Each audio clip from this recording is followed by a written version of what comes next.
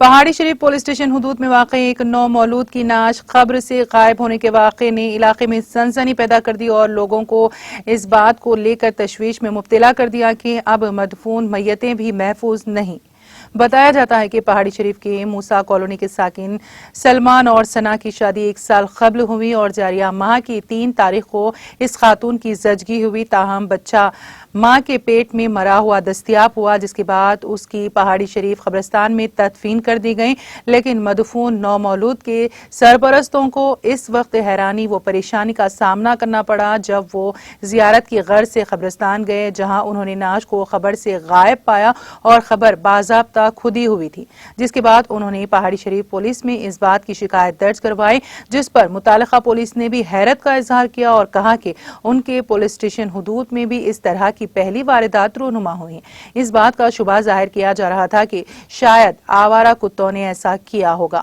لیکن باقیات کا آنا ہونا اور مدفون نومولود کی نعش کا غائب ہونا ہنوز معمہ بنا ہوا ہے۔